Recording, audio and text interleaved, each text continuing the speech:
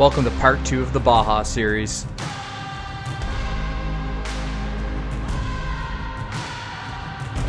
This is one I've been very excited to share with you for a while.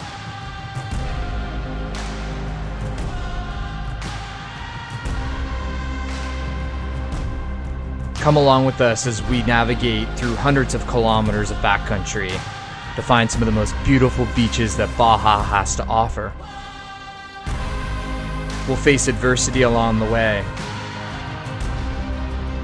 Whether it's navigational challenges in the remote backcountry areas, the fear of cartels in the open desert after dark, or just the challenge of getting away from the public beaches which see such significant pressure from van lifers and snowbirds. Getting to a location like this comes with some significant challenges. At times I wanted to turn back, but I've learned over the years that the rally always delivers around the next corner. You have to keep going even if it's dark and you're not sure you know the way. That's how we get to what they call Baja Midnight. Alright guys, well, today was my birthday. Just finished up my meetings for the morning. And want to give another big shout out to V and Mario, who owns this wonderful place, let me camp here. And it's such a beautiful spot. I was able to kind of park up, get an amazing view of the ocean. We saw some whales and stuff this morning, and I just got to hang out with Mario. And yeah, he said I can come back anytime I want. I might drop by here on the way north, but I think it's just about time to pack up and keep heading south to experience the rest of Baja. I'm not exactly sure where I'm going next, but they gave me a bunch of suggestions, and I don't know, I'm just getting the itch to move again. This place is beautiful, but there's gonna be a lot more amazing places, and I feel like if I stay here too long, I won't leave. So far the solar is kicking in heavy. I was getting about 300 watts this morning. I haven't checked it yet, but I'm not gonna have any problems with power, and the Starlink reception is amazing. I'm getting about 250 megs, so I was able to do all my work this morning, Zoom calls and everything. And now it's time to relax and enjoy my birthday. So let's get packed up and get moving.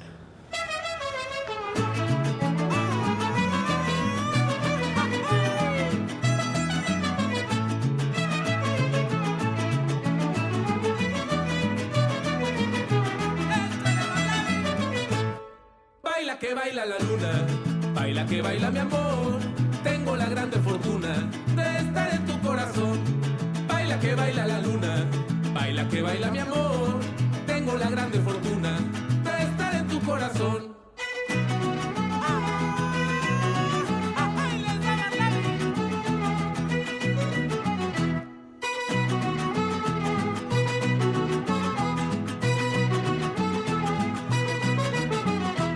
Arriba, pa' abajo, pa'l centro. Adivina qué es lo que yo quiero. Izquierda, derecha, pa' dentro. Tequila pa' mi perdición.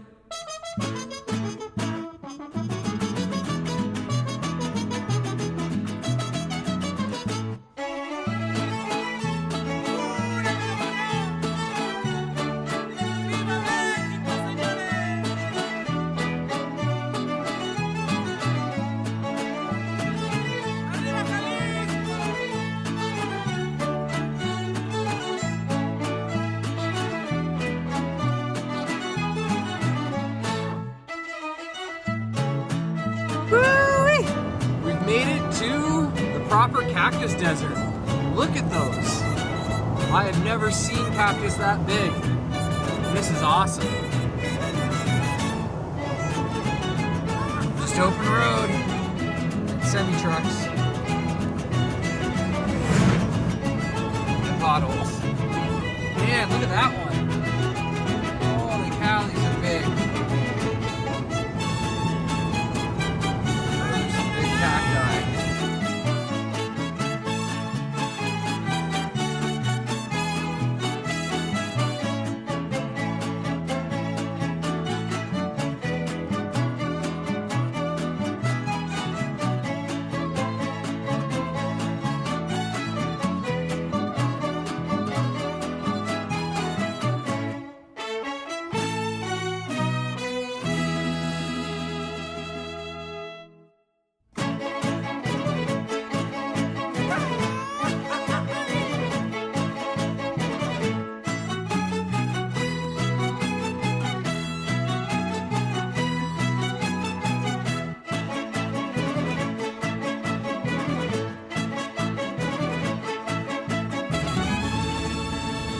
Alright, well, I kind of broke the golden rule of Baja, which is don't drive after dark.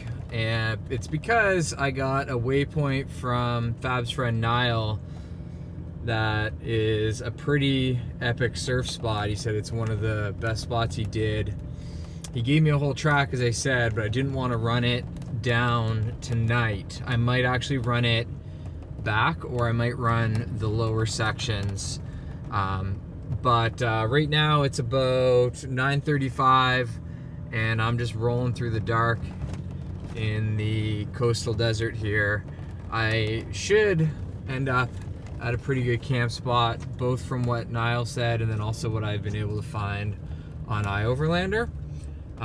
It's apparently a surf spot with some palapas and a fire pit and stuff, so yeah, fingers crossed. Hopefully this turns out well. I'm gonna hit the sack pretty hard when I get there. It was a much longer day of driving than I expected, and if this all works out, I will check in the morning to show you the situation, and we'll take it from there. All right, good night, guys.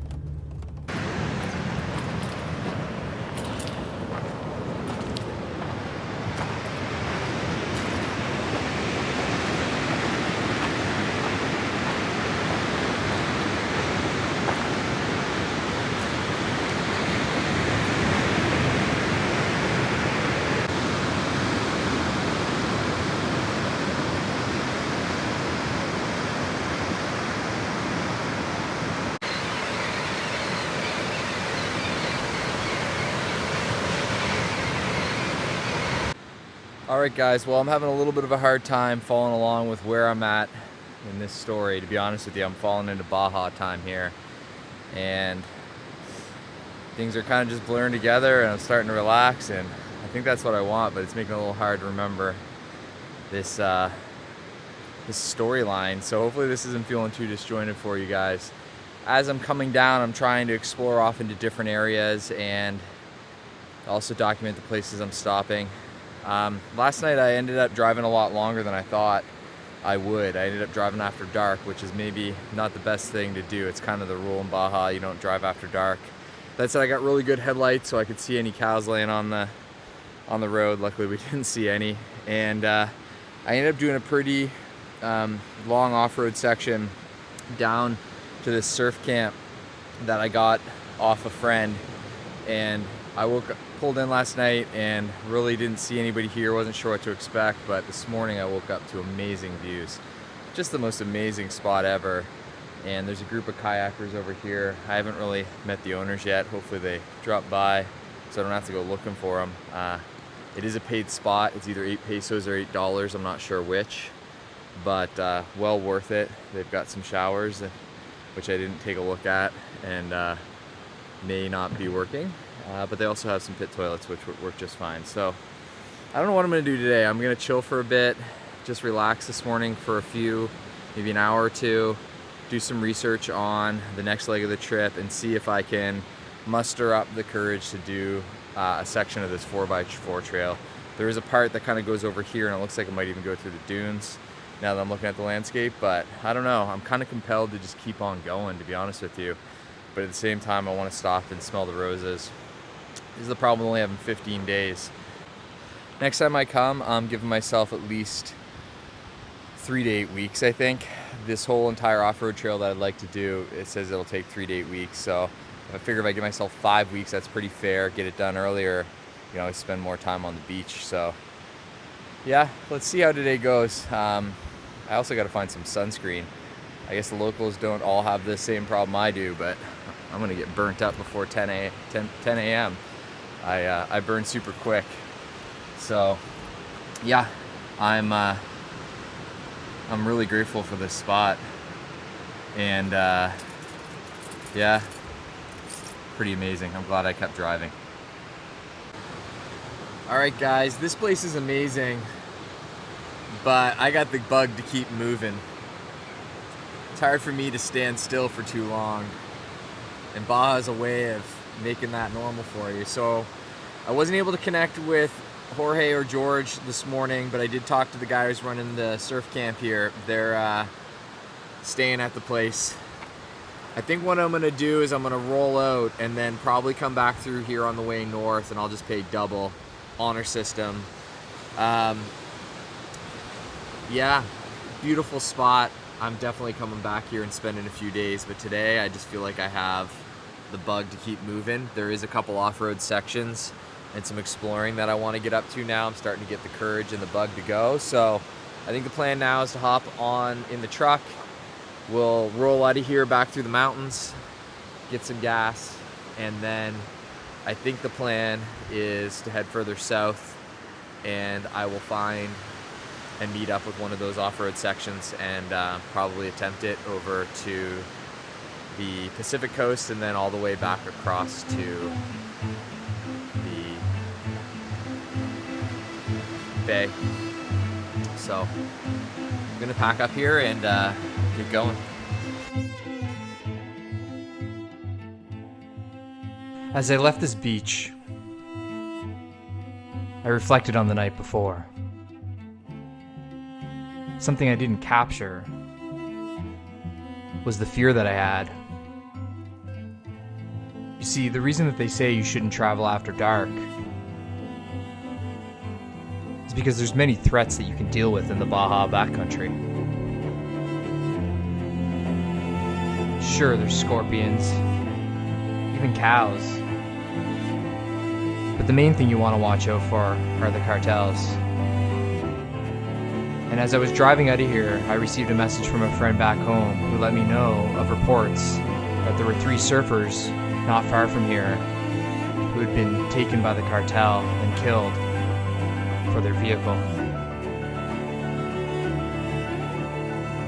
As that sank in, I started to feel very exposed. As much as I appreciate that person for sharing it with me, that was not the information I needed to hear right then.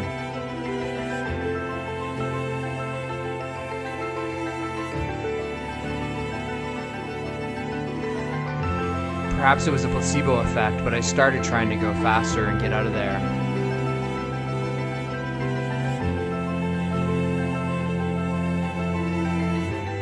As I crossed up into the mountainscape and looked at the open desert in front of me, I had some significant doubts. Would I be able to navigate my way through? Did I get lucky the night before?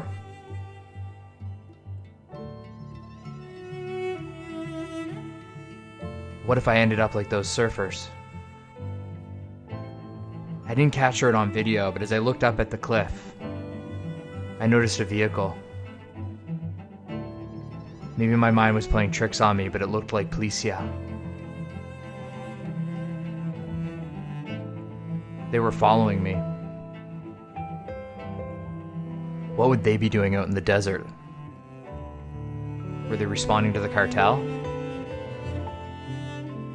Are they part of the cartel? Shake it off, Kyle. Keep going. Open road. Don't look back.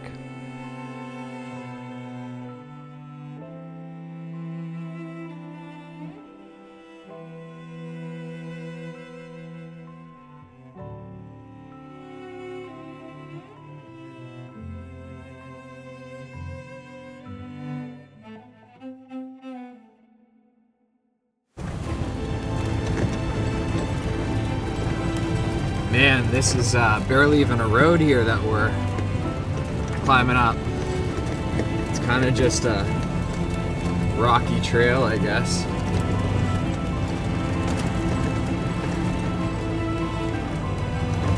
Super cool. We're very remote right now. It'll be a long time before somebody came through here.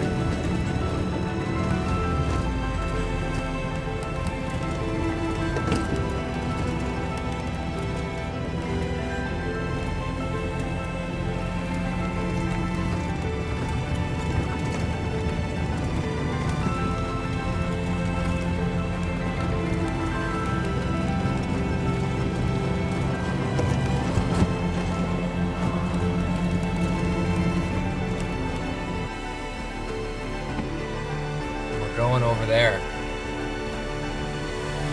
All right, guys, I just passed the last town and I'm heading out to do this off-road section. I'm not sure how long it is, somewhere between 70 and 100 kilometers. And it starts out on a beach section. And I've got just under half a tank of gas, but I've got 2 jerry cans, which is another half a tank in the back. And it's about 100 kilometers to gas as far as I know. So this is technically section, I think, still section 2 of the off-road trail. So I'm just gonna do this little section, see how I feel, and then we'll see about doing one of the bigger sections. All right, looks like I took a wrong turn somewhere. I think I might have to go up through this wash. That's not exactly what I was expecting, to be honest with you, but I just passed the trail, so we're gonna go back and see if we can get up this wash. It should be interesting. All right, luckily it wasn't the wash, it's the trail beside the wash, it looks like, so we're heading, I think, north now. This should take us back to the main road.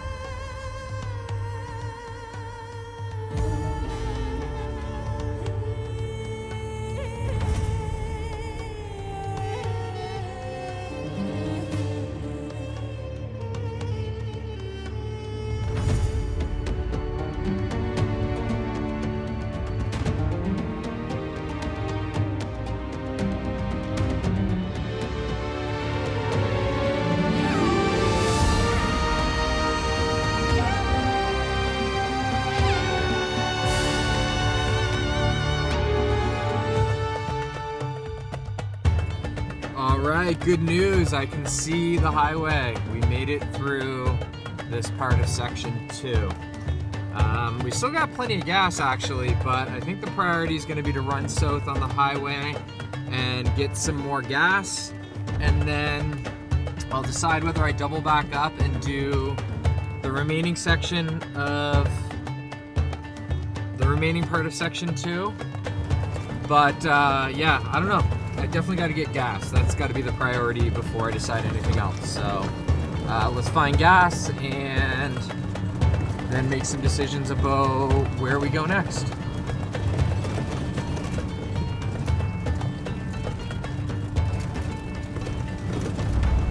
Okay guys, a little check-in here. It's been a long day of driving on the pavement, and the last military checkpoint kind of sucked.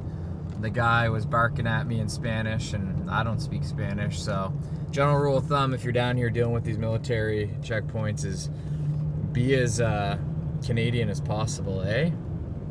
They they're more likely to leave you alone if they just think you're a tourist. But they still go through your stuff, and this guy pulled a bunch of stuff out and then just left it out. Like, come on, bud. Making a mess in my joint. I still got one of my latches unlocked on the camper. He didn't even want to look in the camper. He just wanted to go through the truck looking for something to hold over my head, I'm sure. Anyway, we'll put that behind us. It's only good vibes, no bad days. So we're coming up to the coast here. Did the long trek across the coast. The highway was mostly good, except for in some of the high desert spots. It got pretty hot. It was like 33 degrees Celsius. As we come down the coast now, we're down to 26 degrees. Also, I think I crossed the time zone. I'm not sure. One of my clocks changed, the other one didn't. Who knows? But I'm pretty close to Kamulahe now, and that's where I'm gonna stop. And hopefully, if it's as nice as these speed bumps. Hopefully, if it's as nice as everyone kind of suggests it is, and all the videos kind of seem to indicate it is, then I'll stay here maybe for a day or two. I haven't really stayed anywhere. I've just kind of like slept there, so I'm looking forward to maybe getting into an area with a few more travelers and staying.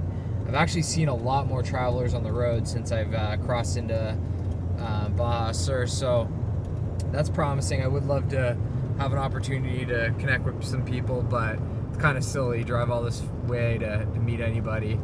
So I'm enjoying my solo time, to be honest with you. It's I don't get a lot of that, and yeah, I'm still connected with all of you through Starlink, so I have not gotten lonely or homesick just yet. Okay, so gonna finish off the drive here. We got a little bit more time, and then we're gonna try to find a spot in a slightly busier area probably, and just kind of take it in and relax, honestly, and try to enjoy a little bit of this trip, which, you know, it's mostly been driving so far. I think I'm up to somewhere in the neighborhood of like almost 2 days of driving total right now, like over 40 hours of driving. So yeah, don't say I can't long haul. We'll check in a bit. Woo! I see the Sea of Cortez. Thank goodness. That was a long drive today again.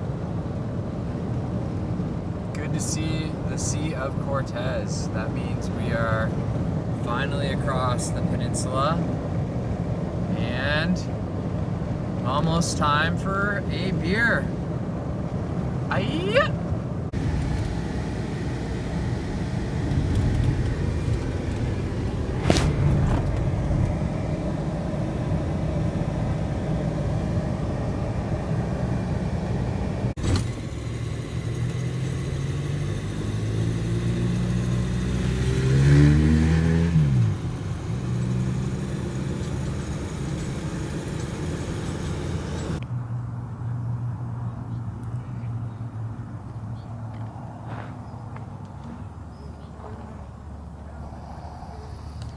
Well, we made it to the Bay of Concepcion, and it's pretty beautiful here. Alright guys, I think the drive was worth it. We're at the, more or less the top of the Bay of Concepcion. We have the turquoise blue waters, pink skies. We got a little palapa here. It's 200 pesos to camp here, and honestly, after some of the remote stuff I was doing, I was looking for something that's a little more chill and maybe even social, so this should do. I'm gonna get the tent up and grab a beer and just relax. It's been a lot of driving, and I think I earned this. So yeah, might stay here more than one night, but there's also some other beaches down the way that might be worth checking out too. So yeah, just happy to take a pause on the driving and relax. It should be fun.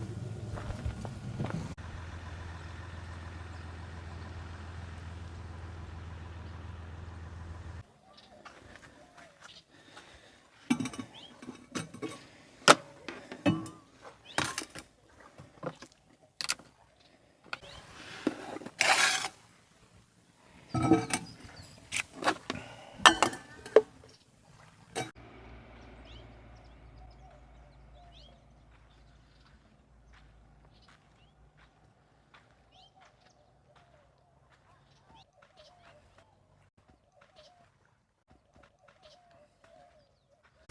right, guys, this place has been okay. I met a cool couple next to me with BC plates, but they're actually from Europe. Jacob, and I forgot his girlfriend's name. They told me about a spot up near Mulegé, and I got to go up there to get some rations. I realized last night I wasn't packing quite enough food and booze for an enjoyable experience. So I'm gonna head back up to Mulegé, get a few rations, and then perhaps go try to track them down. They said there's a guy from Vancouver Island in a Mitsubishi named Sunny out near the lighthouse. So I might try to explore out and see that. Cool to have some fellow travelers. And Jacob was really helpful as I was trying to fix something with my bumper. So yeah, gonna continue on. Probably do another day or two in this area, just relax, and then we'll go from there. And likely what we're gonna do is head further south and then do more off-roading on the way out and the way north. So it's been fun so far, but I'm not entirely sold. On these snowbird beaches. They're cool, but I don't know if they're my cup of tea. I'm gonna be patient and give it a try. A little hard to enjoy this after being 100 kilometers in the backcountry by yourself with no one around, opposed to waking up with noisy neighbors. So, all right, let's get going. As I left this area, I found myself starting to get frustrated. Was this the Baja that everybody raved about? It didn't feel like it to me. Sure, if I was driving a school bus, an RV, or spending an entire winter here, maybe this made sense. But this wasn't the Baja that I signed up for. And then it hit me. I had just experienced the Baja that I was here for, and it wasn't this.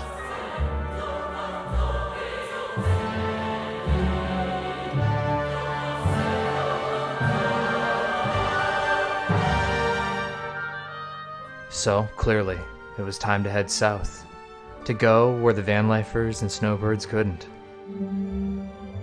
The hunt began for more secret beaches.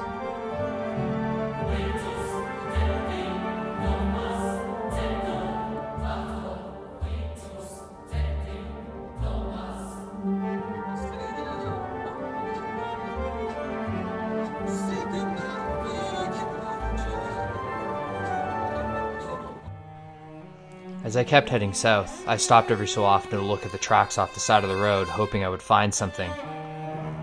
This spot looked promising. I could see a peninsula in the distance. I wonder if I can get out to that island.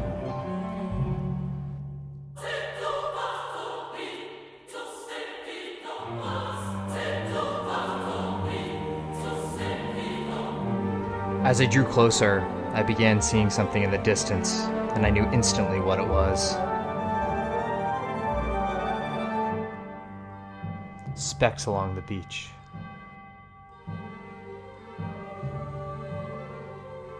Van life. Damn you, van life.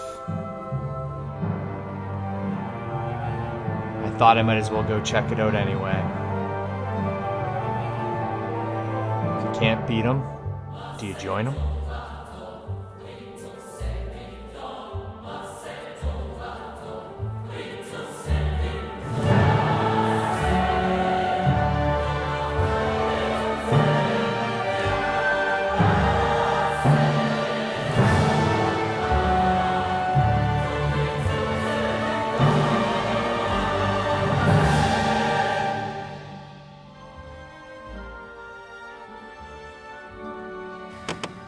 Alright, well this is Playa Navigational, something like that. It's beautiful here. There's like a peninsula that goes all the way across. And yeah, it's beautiful, but just like all the other places, it's kind of blown out by RVs. So I think I'm gonna keep moving. I think I'm itching to get onto the off-road and maybe the Pacific side again, where there's way less people. It feels way more wild. This area is very touristy. Beautiful, but touristy. So it's not really my cup of tea, unless I was here relaxing for a long time and making friends with a group of people. Lots of sunscreen. So I think I'll keep moving.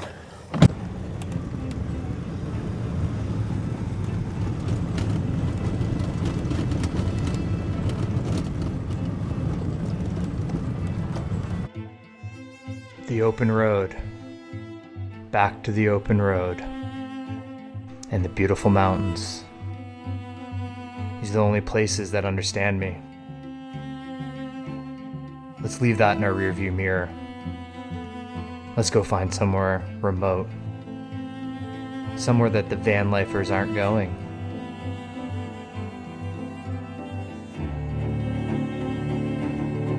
Somewhere that we might have just to ourselves.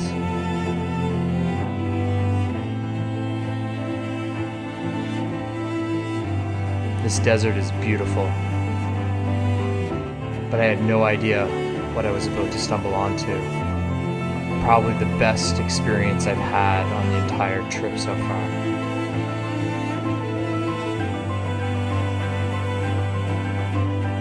The entire trip was worth it for just this one location. Had I seen nothing else, I still would have left satisfied. This is what I was looking for when I came to Baja. Open roads, solitude. Sure, maybe a few other travelers that travel the way I do.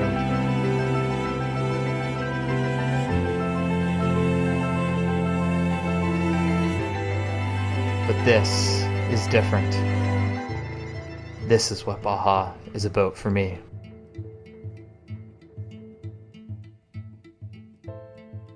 As I came into the mountains, I passed another fellow traveler. We never spoke, but I knew they were on a similar journey. As we weaved our way through these mountains, we played the game of chase around every corner. They were trying to catch up with me, and I was trying to get away from them. No, not because they're in a Land Rover. Just because. We're both searching for a solitude, and we're only gonna find it when we hit the ocean. Subconsciously, I think we both wanted to get there first. For fear of losing it to the other.